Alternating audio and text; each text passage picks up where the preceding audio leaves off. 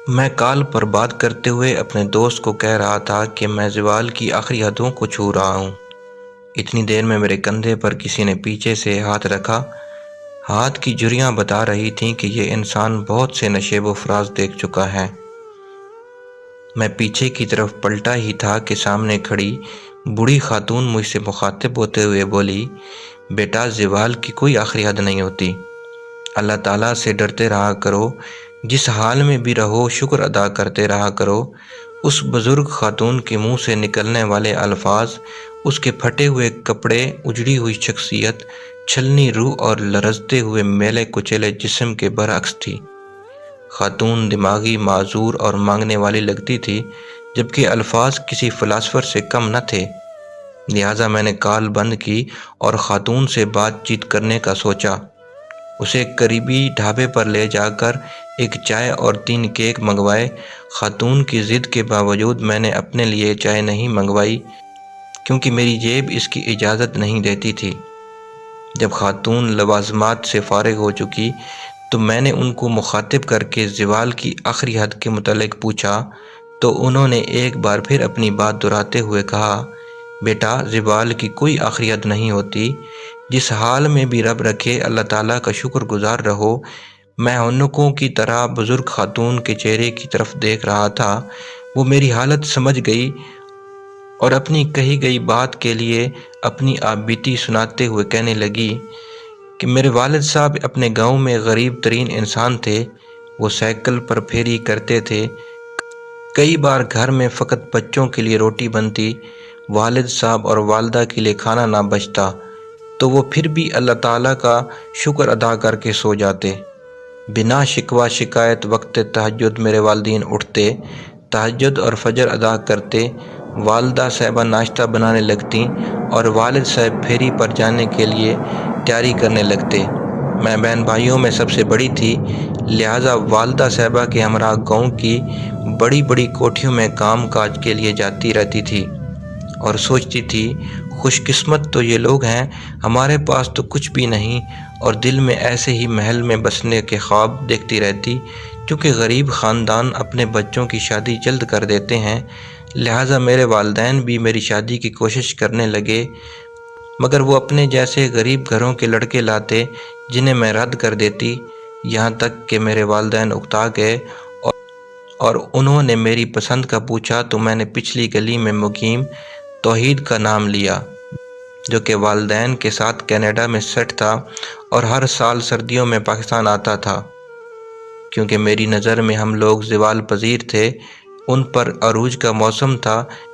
میری بات سن کر والد صاحب نے کہا کہ اپنی حیثیت کے حساب سے خواب دیکھو، وہ لوگ ہم سے بہت بہتر ہیں۔ میں نے صاف صاف کہہ دیا، شادی کروں گی تو وہاں ہی کروں گی، ورنہ نہیں۔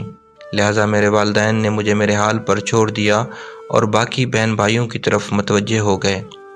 وقت گزرتا گیا، میں نے توحید کو محبت کے جال میں پھنسا لیا، مگر اس کے گھر والے مجھے اپنی بہو بنانے پر رضامند نہیں تھے۔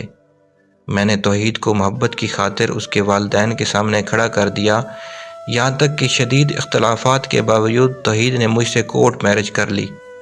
اس کے والدین اس سے لا تعلق ہو گئے اور وہ یہاں ہی پاکستان میں رہ گیا، جبکہ دوسری طرف میرے والدین نے بھی مجھ سے قطع تعلق کر لیا اور میں فقط توحید کی ہو کر رہ گئی۔ توحید مجھے لے کر لاہور شہر منتقل ہو گیا۔ کینیڈا میں اس کے والدین کا ذاتی بزنس تھا، لہٰذا یہاں محنت مزدوری اس کے بس کی بات نہ تھی۔ جوں اکاؤنٹ میں موجود پیسے ختم ہونے لگے، میرے شوہر کی محبت بھی ختم ہونے لگی۔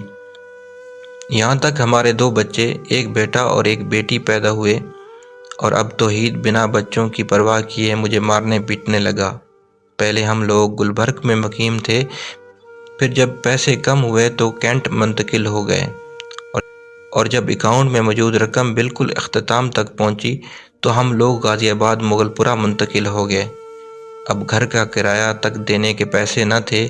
میرے شوہر کے سر سے محبت کا بھوت اتر چکا تھا۔ وہ مجھے مار پیٹ کر لوگوں کے گھروں میں کام کے لیے بھیجتا، یہاں تک کہ پھر بھی گھر کے اخراجات پورے نہ ہوتے تو مجھ سے بھیک منگواتا۔ مجھے لگا اصل زوال یہ ہے جو میں دیکھ رہی ہوں۔ وہ زوال تو کچھ بھی نہیں تھا۔ اب مجھے اپنی جھونپڑی نما گھر یاد آتا، جہاں میرے والدین چاہے بھوکے سو جاتے تھے مگر مجھے پیٹ بھر کر کھانا ملتا، میں بیمار ہوتی تو دوا ملتی، چاہے میرے والدین خود بیماری کی حالت میں بستر پر گل جاتے۔ اب مجھے والدین کی شکر گزاری کی سمجھ آنے لگی، مگر آزمائش ابھی باقی تھی۔ جب حالات انتہائی دگردوں ہو گئے تو میرا شوہر مجھے 2 بچوں سمیت طلاق دے کر واپس کینیڈا چلا گیا اور میں یہاں بھیک مانگ کر لوگوں کے گھروں میں کام کر کے بچوں کو پالنے لگی۔ یہاں تک جب میرے بچے جوان ہوئے تو میرا بیٹا ٹریفک حادثے میں مر گیا۔ تب مجھے لگا کہ اب میں زوال کی آخری حدوں پر پہنچ چکی ہوں، اس سے زیادہ زوال پذیر نہیں ہو سکتی۔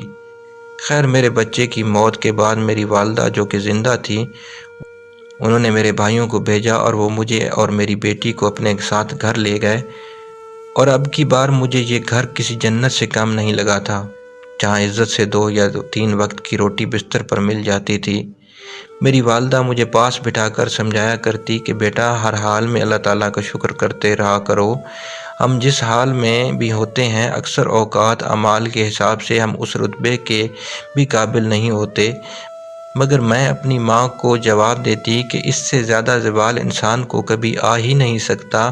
یہاں تک کہ میری والدہ مجھے سمجھاتے سمجھاتے چل بسی، اور مرتے وقت انہوں نے جو مجھ سے آخری بات کی وہ بھی نصیحت ہی تھی کہ بیٹا، اگر اللہ تعالیٰ کی آزمائش سے نکلنا چاہتی ہو تو ہر حال میں اللہ تعالیٰ کا شکر ادا کرو، کیونکہ اللہ تعالیٰ جو بھی کرتا ہے ہمارے لیے بہتر کرتا ہے۔